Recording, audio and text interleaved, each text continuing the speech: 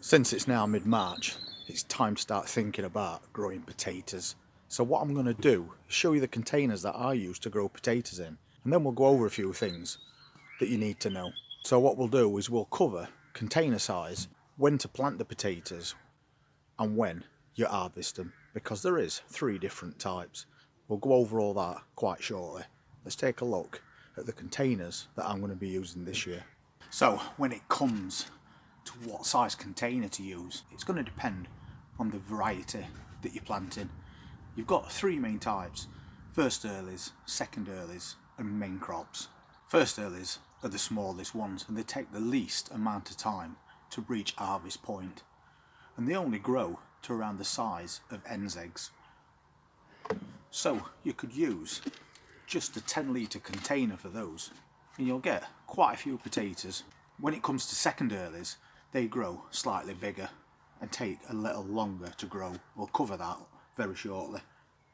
So when it comes to those, something a bit bigger is best.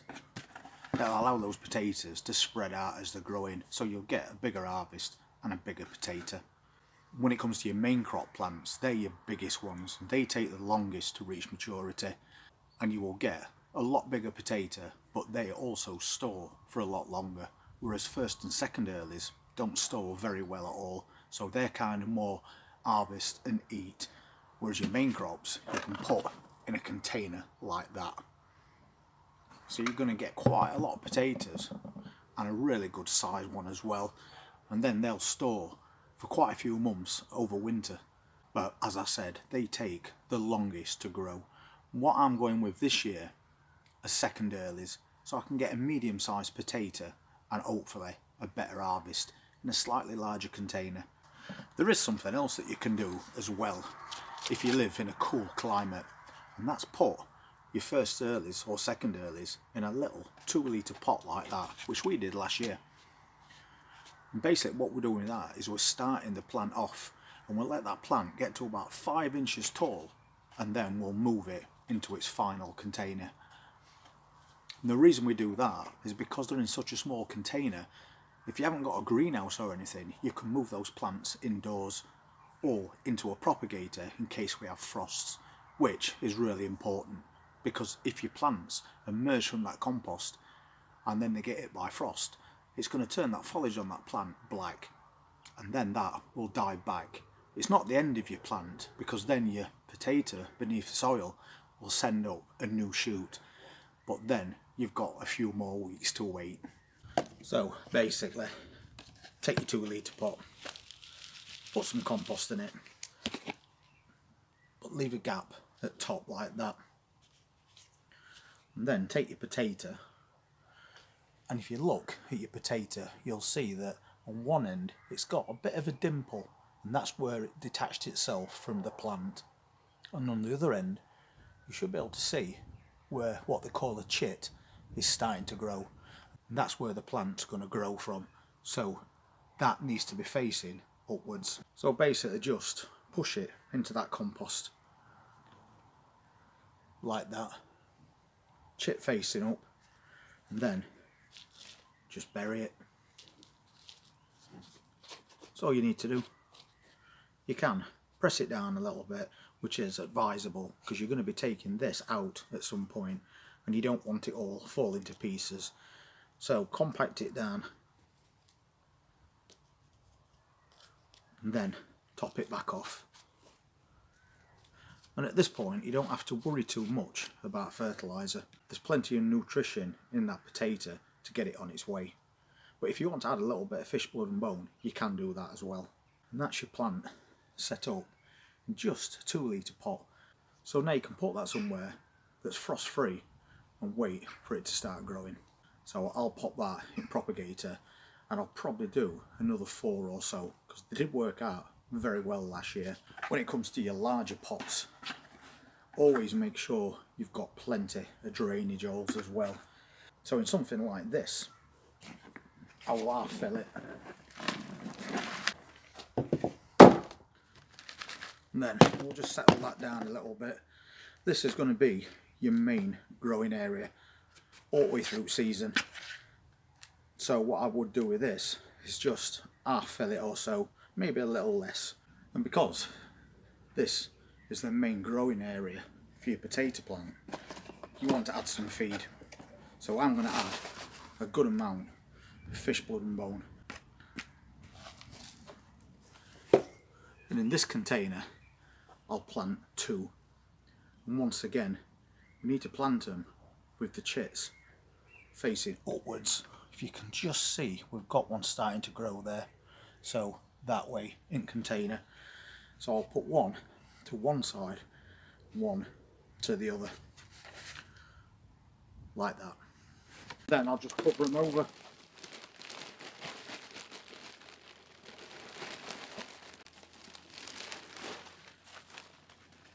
You don't need to really sip soil for potatoes. They'll still grow quite happily in this. And that's your potato plant all set up for the entire season. And we have got a bit of a gap still left on top of here. So as soon as that sprout comes through, I will cover it back over. And that's really important just in case you get a late frost, to keep that foliage below surface until you know you've definitely passed your last frost date. So that one will have to stay outside. If you've got a greenhouse, you can put big containers in there. That'll give them all frost protection that they need. But in certain situations, we haven't all got a greenhouse, and neither have I anymore. So what I would do with this, if I'm in a position where I know it's going to drop really cold, I'll cover that container with some bubble wrap or fleece, and that will help. But just bear in mind, there's not going to be any damage done to your potato plant until that foliage actually appears. And as soon as you see that, make sure that you do cover it in case we get any minus temperatures. Otherwise that potato is going to start that process all over again. So we've got a couple in 2 litre pots. They're going to be under protection in that propagator until that plant appears. And then this one will add protection as required. So either way, you can still grow potatoes, whether you've got a greenhouse or you haven't, at the early part of the year. So what we'll do now is we'll just go back indoors, because it is quite cold today, and we'll go over a few things that are always good to know when it comes to growing potatoes. So we're now back indoors where it's a little bit warmer, really cloudy today and quite cold. So we're going to go over certain things that you need to know when it comes to growing container potatoes. There's 3 different types: first earlies, second earlies and main crops. Your first earlies are what we grew last year, and there's lots of different varieties, and we grew one called Rocket. They're the first ones in the year that you plant. So you plant those in mid-March, and they're usually ready to harvest in about 12 weeks. So you can be harvesting those June, July time. They only grow about as big as hen's eggs, but at the same time we did some in containers last year and I was very surprised with results. There was a lot bigger than hen's eggs. Then moving on to your next one, which is second earlies. So you can plant those in early April. They take slightly longer to mature, around 17 weeks. So they'll be ready to harvest mid-July to August. And then you've got your main crop potatoes, and they're the last ones that you plant. So those are planted in late April, and then you harvest those in mid-September to October. So 3 different varieties all planted at different times. Now we do first earlies and second earlies. I don't bother with main crops because we do it all in containers. And I think a good thing about that is if you want to do something that you can regrow at a later stage, for me personally, that works out better because I can stagger those harvests. So what I'm doing this year are these, and they're second earlies, and they're called Charlotte. So they grow a bit bigger than what you call a new potato, which is your first early ones. They're quite small, but these grow twice that size, which is why I want to do those. So what I'm going to do is I'm going to set up some containers of these, and then when it gets to the point where you would be planting your main crop potatoes, I'm going to do a second batch of these so I can stagger those harvests and I can get potatoes for a lot longer throughout the year that way. If you want to do main crops and you've got the space to do it, then you can get bigger potatoes, and those potatoes will also store over winter. So that's a good one if you want to do that. but I'm not too bothered. So last year we did first early rocket, this year we're doing second early Charlottes.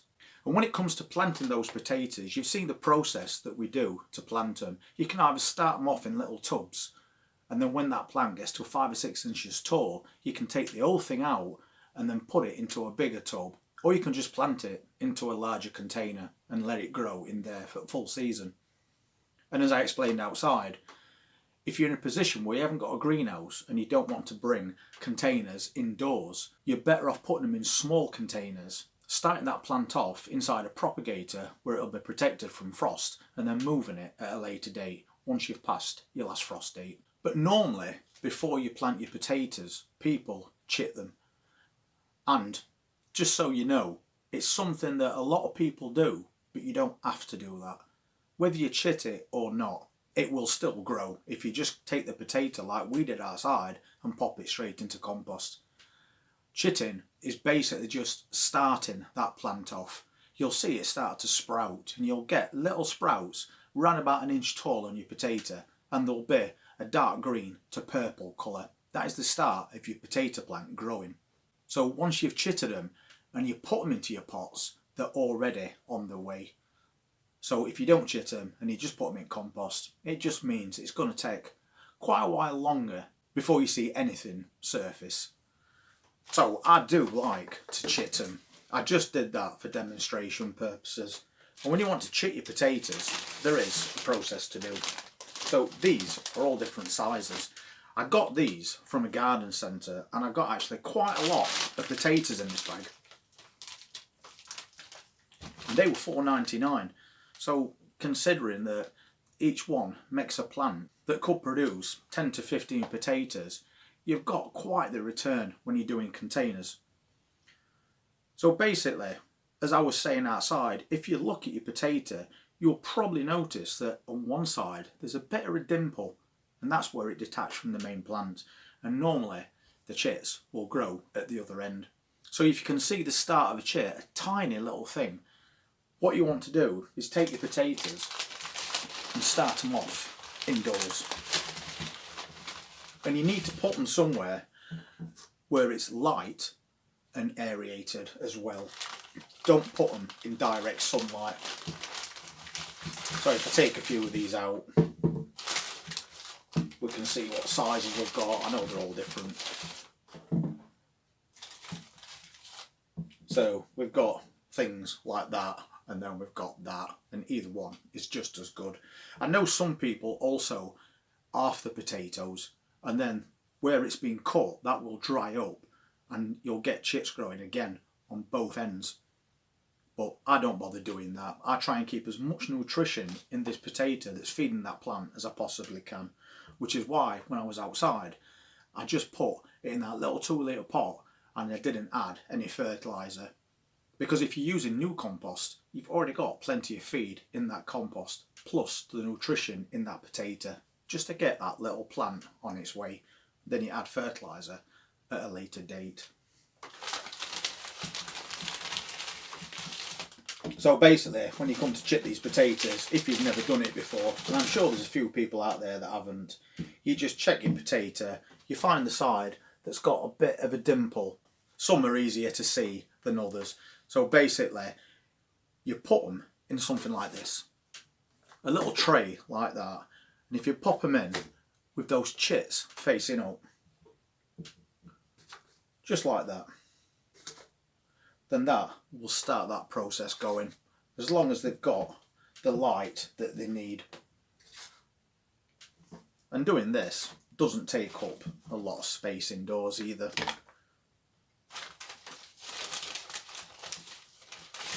So I can get 12 in there, even these really big ones. Once you know which end is which, you can just pop them in, and that will keep them stood up. This one has already got a chit starting right there. And a perfect example of the other side is you can see that dimple. So you know for a fact that that's the start of your plant. So you pop it in with that facing upwards. And as I said, on a table like that, you can just leave it. You don't need to do anything else except wait for for those little sprouts to start growing. There is a lot of potatoes in this bag. I think I'm going to be growing quite a few potato plants this year. And once them sprouts get to about an inch in height, then they're ready for planting. If you don't do the process this way, and you keep them somewhere like under your sink, which a lot of people do, what's going to happen, and I'm sure everybody's seen this before, they're going to grow long white stems, and they're not very good. That's an unhealthy plant to start with. So if you've got potatoes that's been doing that because they've had no light, just knock those off, and that potato will then produce new ones, much healthier ones as well. And another thing that is worth mentioning, what I tend to do is I'll plant a potato, and if there's 3 or 4 chits on it, I'll knock a couple off. I only want a couple growing, so you don't have to, you can leave it if you want to, but I don't want too much foliage spreading out from the top of that container. So ideally for me, just a couple of chits is enough. All these key factors are going to be really important as we go through season, because I want everybody that is growing plants this year to get the best results possible, especially any new gardeners, and we know we've got quite a few on board this year, so I want to give you as much information as I possibly can to help you get that result that you're looking for. Anyway, I think we've covered as much as we need to at this stage when it comes to growing container potatoes.